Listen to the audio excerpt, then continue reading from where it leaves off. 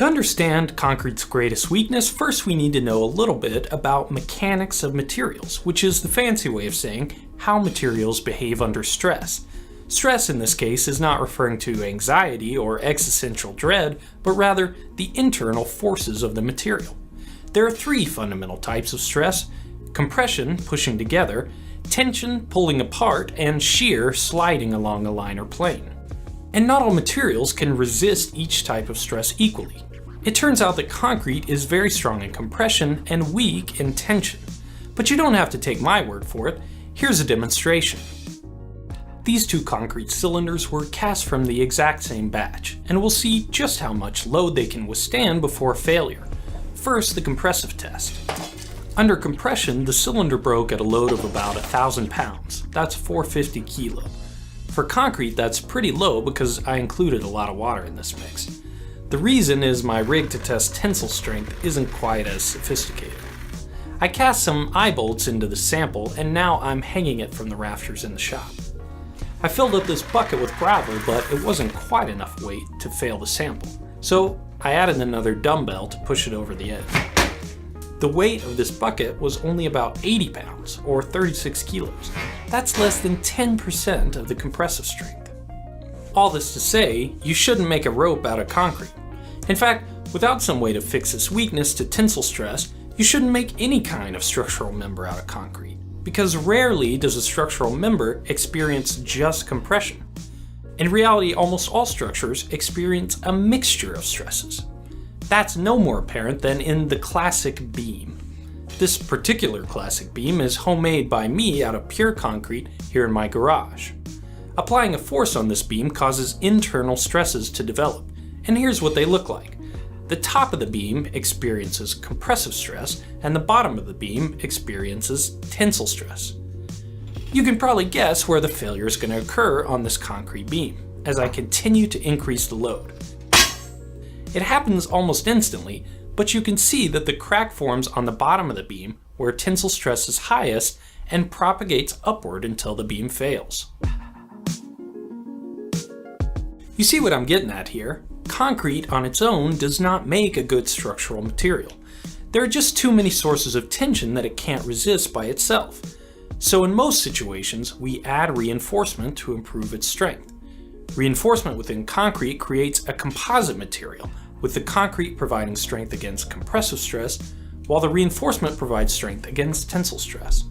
And the most common type of reinforcement used in concrete is deformed steel, more commonly known as rebar.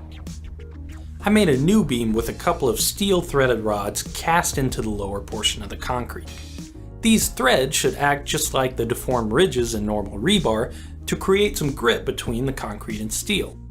Under the press, the first thing you notice is that this beam is much stronger than the previous one. We're already well above the force that failed the unreinforced sample.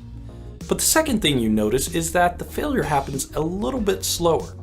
You can easily see the crack forming and propagating before the beam fails. This is actually a very important part of reinforcing concrete with steel. It changes the type of failure from a brittle mode, where there's no warning that anything is wrong, to a ductile mode, where you can see the cracks forming before a complete loss of strength. This gives you a chance to recognize a potential catastrophe and hopefully address it before it occurs. Rebar works great for most reinforcement situations. It's relatively cheap, well tested, and understood, but it does have a few disadvantages. One of the major ones being that it is a passive reinforcement. Steel lengthens with stress, so rebar can't start working to help resist tension until it's had a chance to stretch out. Often that means that concrete has to crack before the rebar can take up any of the tensile stress of the member.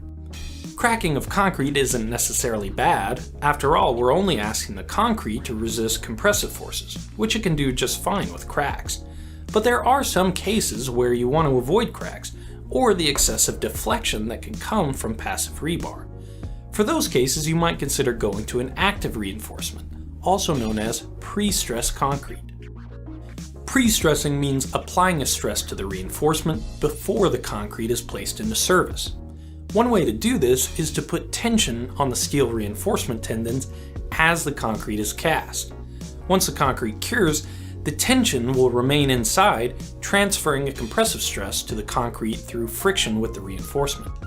Most concrete bridge beams are pre-stressed in this way. Check out all that reinforcement at the bottom of this beam.